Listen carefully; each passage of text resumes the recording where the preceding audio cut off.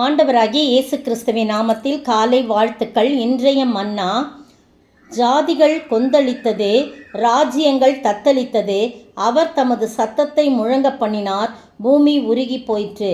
சங்கீதம் 46 வசனம் 6. இந்த காலை வேளையிலே இந்த சங்கீதத்தில் அடைப்புக்குறியில் போடப்பட்டிருக்குது.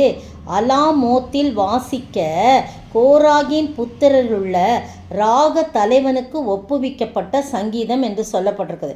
பாருங்கள், இதில் இந்த சங்கீதத்தில் 11 வசனங்கள் தான் இருக்குது. அதில் தேவன் ஃபஸ்ட்டு எடுத்ததுமே தேவன் நமக்கு அடைக்கலமும் பலனும் ஆபத்து காலத்தில் அனுகூலமான துணையுமானவன் போட்டிருக்கு. 7ஆம் வசனம் பாருங்கள், அதுலேயே சேனைகளின் கர்த்தர் நம்மோடு இருக்கிறார், யாக்கோபின் தேவன் நமக்கு உயர்ந்த அடைக்கலமானவன் போட்டிருக்கு. 11ஆம் வசனம், சேனைகளின் கர்த்தர் நம்மோடு இருக்கிறார், யாக்கோபின் தேவன் நமக்கு உயர்ந்த அடைக்கலமான. அப்போது நம்முடைய தேவன் உயர்ந்த அடைக்கலமாக இருக்கிறார். ஆனால் இந்த இடத்துல என்ன சொல்லப்படுது? ஜாதிகள் கொந்தளித்தது, ராஜ்யங்கள் தத்தளித்தது, அவர் தமது சத்தத்தை முழங்க பண்ணினார், பூமி உருகி போயிட்டுன்னு. பூமி உருகி போயிட்டுனா ஒன்றும் இல்லாமல் போயிடுச்சின்னு அர்த்தம் கிடையாது.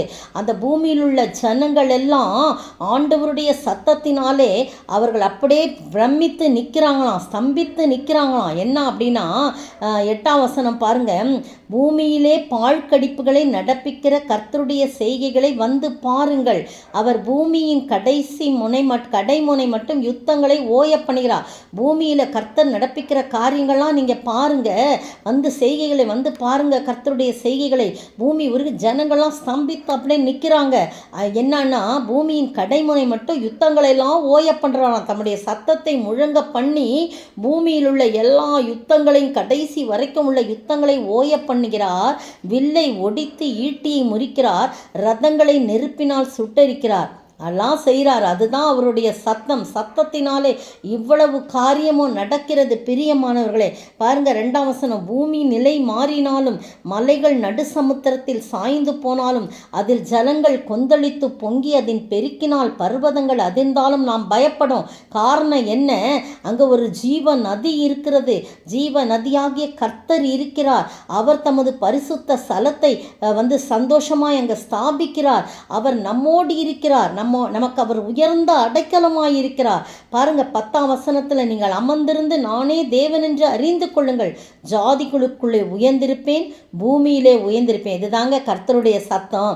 கர்த்தருடைய சத்தம் பூமியை உருக பண்ணினதுன்னு சொன்னால் எல்லாரையும் ஆச்சரியப்படும்படியாக கர்த்தர் பூமியின் பாழ்கடிப்புகள்லாம் நடப்பிக்கிற செய்திகளை பாருங்கள். எல்லாம் அசுத்த கிரியைகள், அருவருப்புகள், யுத்தங்கள் எல்லாவற்றையும் அவர் என்ன பண்ணுறாரு? எல்லாவற்றையும் அவர் அழிச்சு போடுறாரு, முறித்து போடுறாரு, சுட்டெரிக்கிறாரு, எல்லா யுத்தங்களையும் ஓய பண்ணுறாரு. அப்படிலாம் செஞ்சுட்டு நான் தான், நீங்கள் அமைதலாக பாருங்களேன், அமைதலாக உட்காந்து பாருங்கள், நான் தான் தேவன் என்று நீங்கள் அறிந்து கொள்ளுவீங்க. சேனைகளின் கர்த்தர் நம்மோடு இருக்கிறார், யாக்கோபின் தேவன் நமது உயர்ந்த அடைக்கலமாக இருக்க. இதை விட என்னங்க வேணும்? நம்முடைய ஒரு நதியுண்டு, அதன் நீர்க்கால்கள் தேவனுடைய நகரத்தையும் அதன் உன்னதமான வாசம் பண்ணும் பரிசுத்த ஸ்தலத்தையும் சந்தோஷிப்பிக்கும். அந்த நதி யாரு? ஜீவ நதியாகிய ஆண்டவர் இயேசு கிறிஸ்து தான் அந்த நதியாக இருந்து நமக்கு சந்தோஷிப்பிக்கிற தேவனாய் இருக்கிறார். நம் நடுவில் இருக்கிறார். அது அசையாது. அதிகாலையிலே தேவன் அதற்கு சகாயம் பண்ணுவார். எந்த பிரச்சனை வந்தாலும் அசைக்க முடியாது. ஏனென்றால் அவர் நடுவில் இருக்கிற தேவனாய் இருக்கிறார். அந்த சங்கீதம் முழுக்க நீங்கள் வாசித்து பாருங்க, மிகவும் அருமையான சங்கீதம். கர்த்தர் தமது சத்தத்தை முழங்க பண்ணி இவ்வளோ காரியங்களை செய்கிறார் என்றால் அவருடைய சத்தத்துக்கு நாம் எவ்வளவாய் நாம் செவி சாய்க்க வேண்டும். அவர் செவி சாய்க்கும் போது அவர் நமக்கு அடைக்கலும் பலனும் ஆபத்து காலத்தில் அனுகூலமான துணைமா இருப்பார். ஜெபிப்போம். தேவன் நமது அடைக்கலமும் பலனுமானார், ஆபத்து காலத்தில் கூட இருக்கும் துணையுமானார். பூமி நிலை மாறி மலைகள் நடுங்கினாலும் பயப்பட மாட்டோம். தேவன் நமது அடைக்கலமும் பலனுமானார், ஆபத்து காலத்தில் கூட இருக்கும் துணையுமானார். யுத்தங்களை தடுத்து ஓய பண்ணுகிறார், ஈட்டியை முறிக்கிறார், வில்லை ஒடுக்கிறார்.